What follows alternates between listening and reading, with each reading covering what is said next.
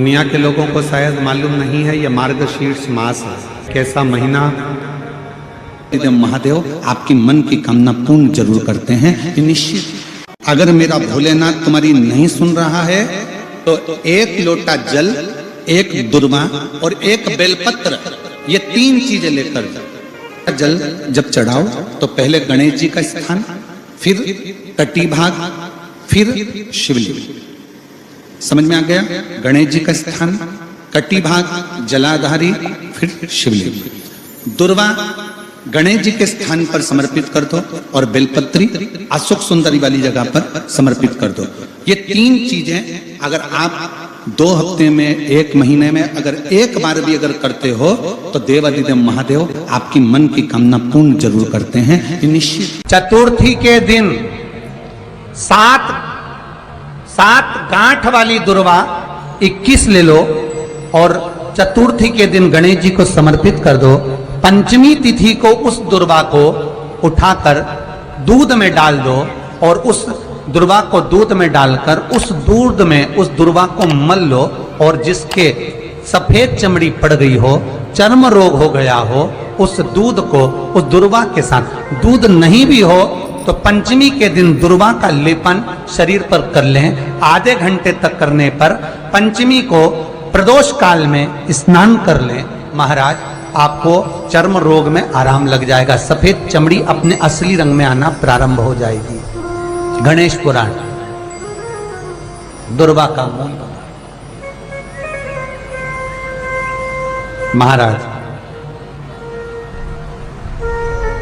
21 दुर्वा के 108 बंडल बना लो।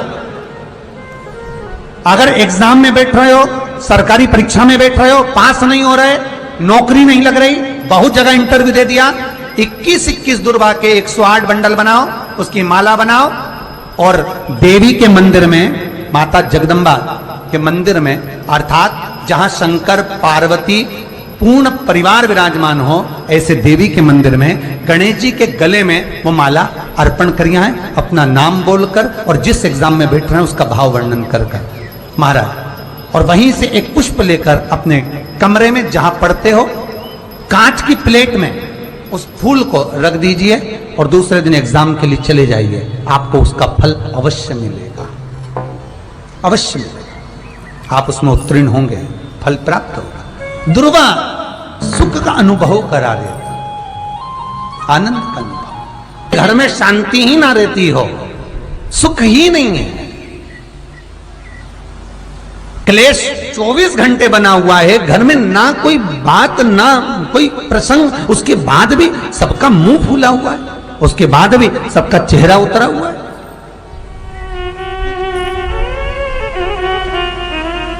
जिस घर में सुख और शांति ये दोनों चीजें नहीं हैं, वो निवेदन है लाल वस्त्र में लाल फूल रखकर उसमें थोड़ा धना, धना जानते हो, वो खड़ा धना आता है, धना पाउडर नहीं, धना, हरा धना, और 5 गोल सुपारी,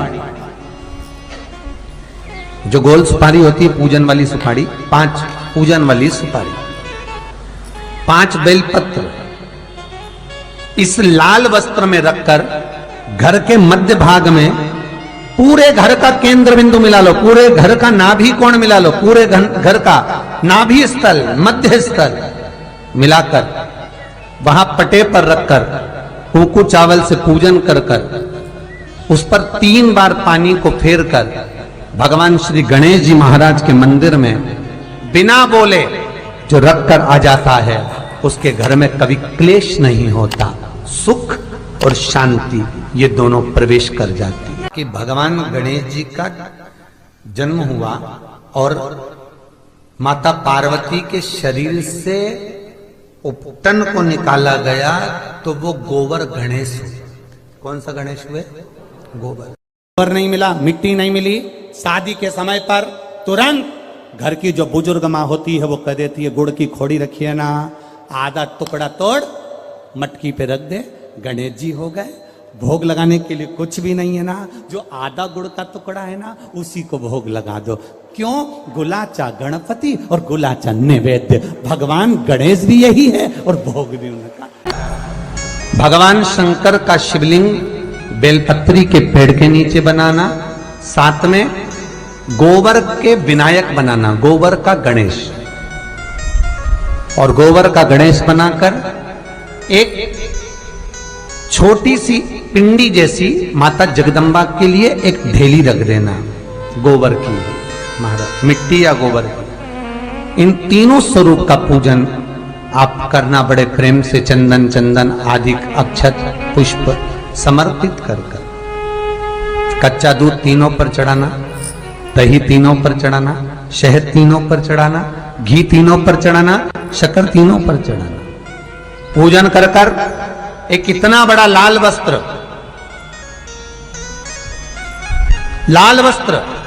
उस लाल वस्त्र पर अपने हाथ के छापे बनाकर कामना कर कर कि हम पति पत्नी में कभी झगड़ा ना हो, प्रेम बढ़े, क्लेश ना हो, आनंद बढ़े,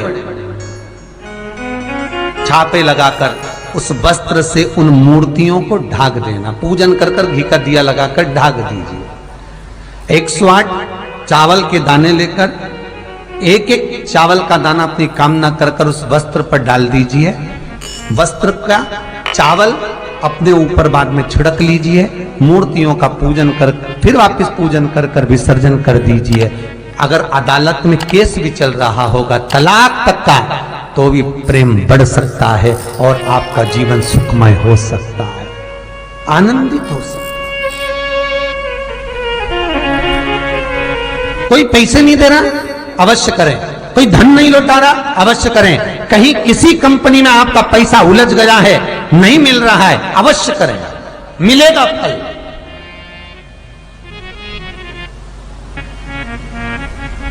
लाखों रुपए डूब रहे हैं, एक बार करने में क्या जाता है, निकल आएगा पैसा। कामना कर कर कर प्रियता है दुर्वा। क्या प्रियता है? दुर्वा। कितनी दुर्वा गणेश जी को समर्पित करी जाती है? मात्र 5। कितनी?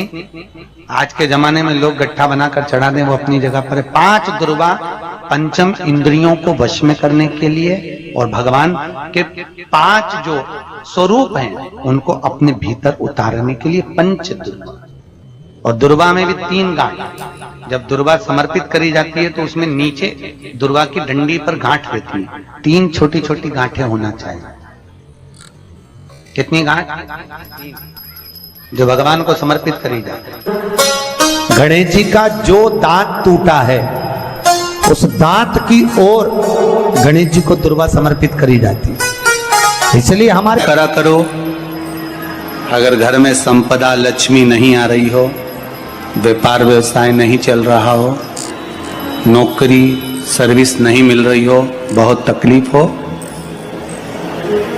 7 बेलपत्री केसर को घिसकर चंदन बनाकर बेलपत्री पर बीच वाली पत्ती पर ओम लिखना है।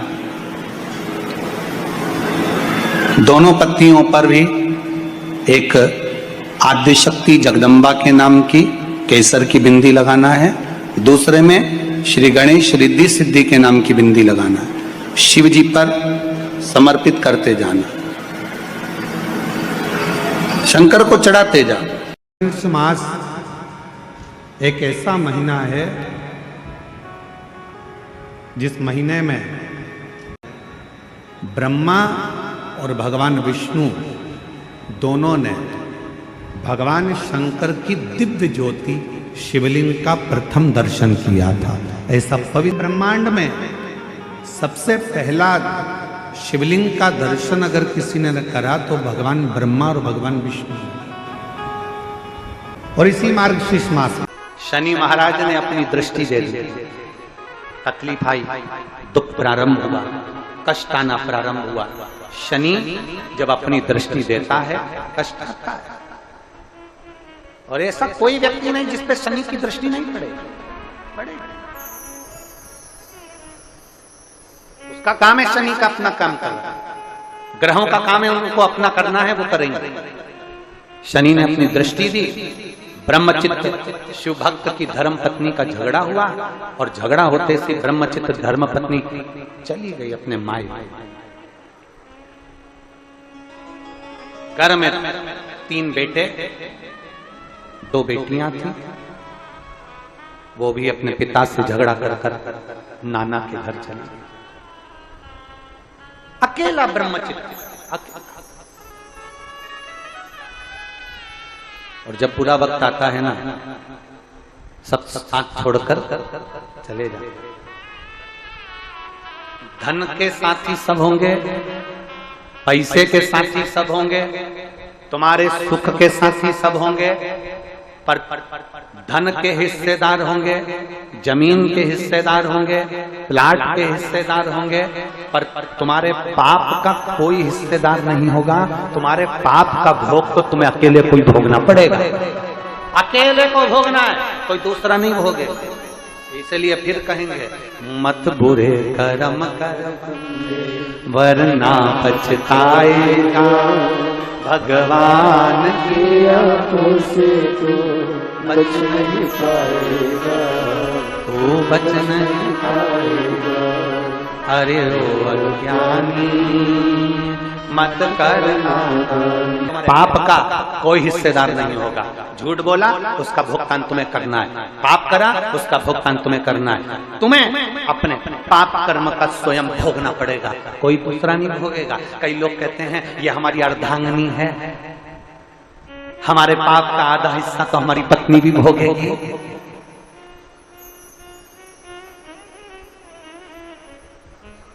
हम आपसे पूछें, खाना खाते हो?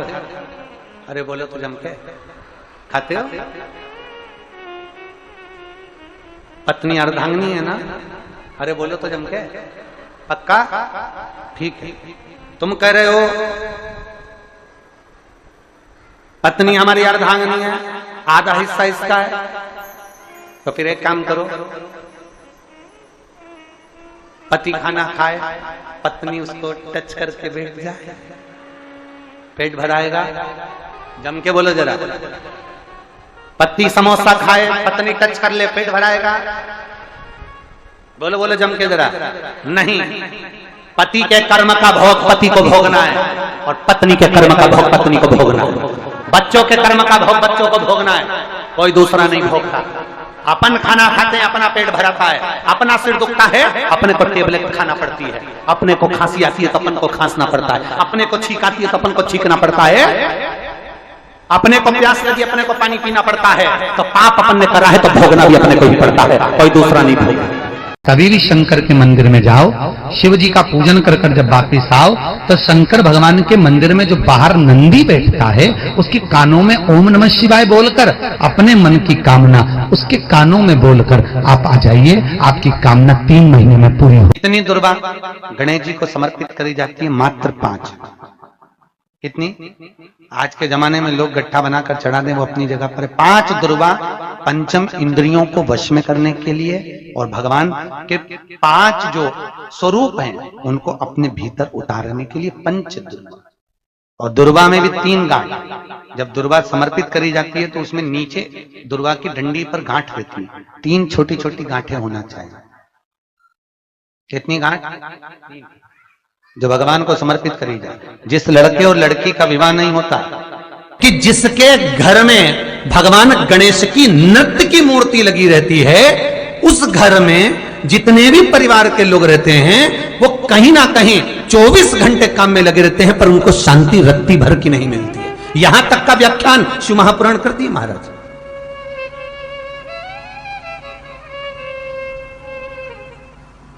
लोगों को शोक चला, गणेश जी ढोल बजा रहे हैं, वो मूर्ति का फोटो घर में लगा दिया,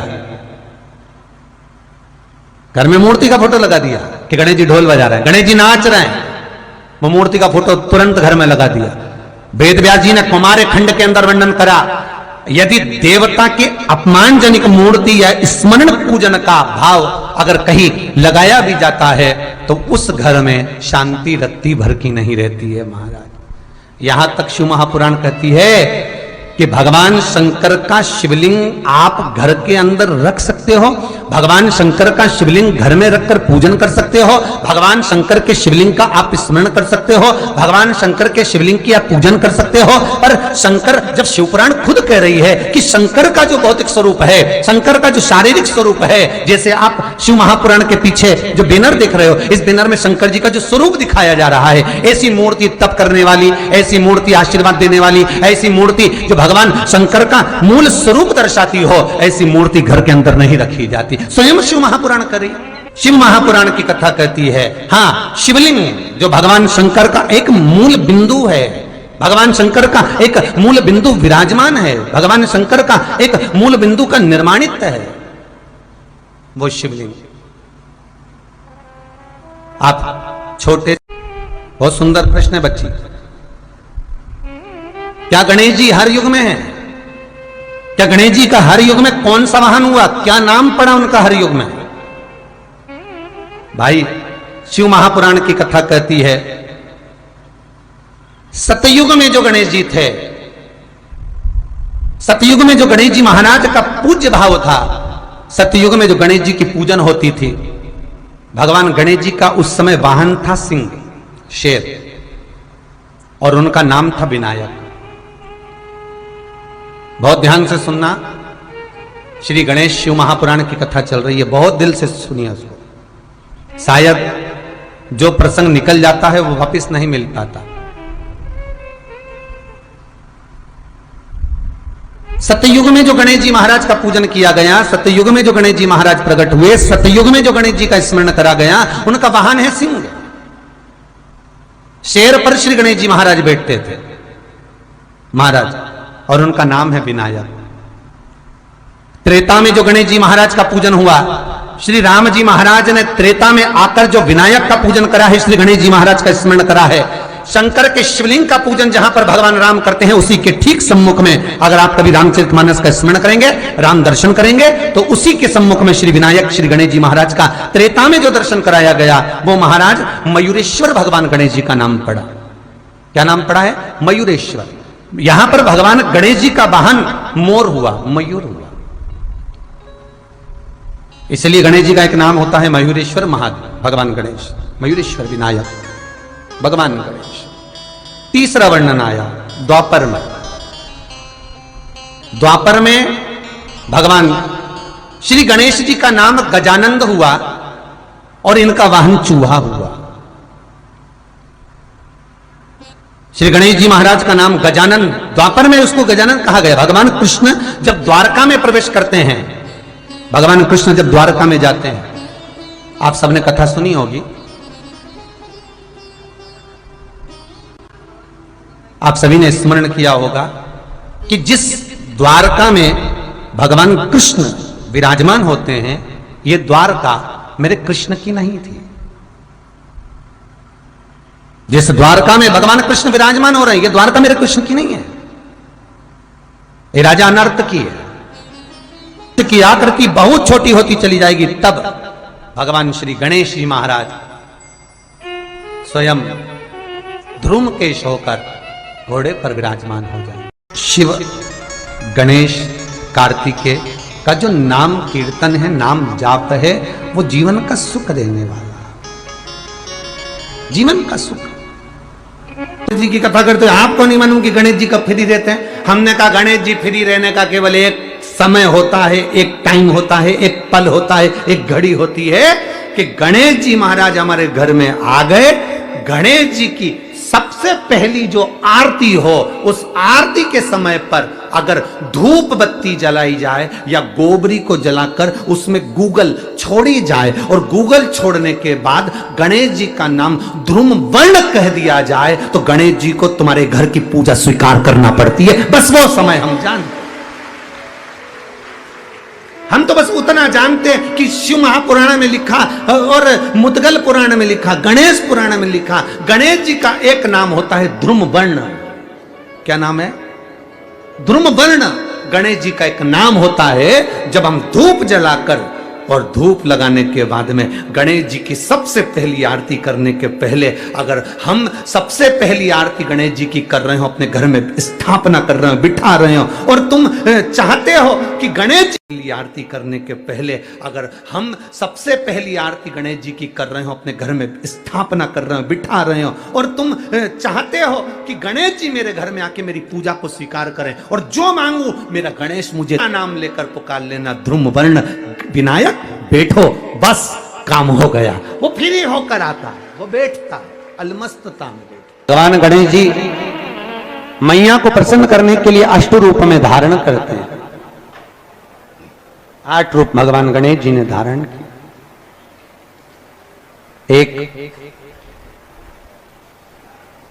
मयूरेश्वर गणेश, दूसरा सिद्धि विनायक, तीसरा बल्लालेश्वर, फिर वरद विनायक, फिर चिंतामणि, फिर गिरजात्मज, फिर भगवान गणेश विघ्नेश्वर अष्ट विनायक, फिर महागणपति।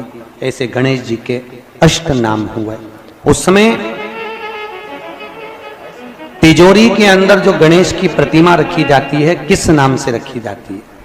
तो तिजोरी में हम जो गणेश की प्रतिमा रखते हैं वो वरद विनायक के नाम से रखते हैं। कौन सा गणेश? वरद विनायक के नाम से तिजोरी में गणेश रखते हैं। और वरद विनायक के नाम से गणेश जी तिजोरी में रखाते हैं। आपको कथा में कहा था, घर में सीधी सूंड का गणेश और व्यापार व्यवसाय ऑफिस में उल्टी सूंड का गणेश होना चाहिए। उल्टी सूंड का गणेश होना चाहिए। वरद विनायक को तिजोरी में।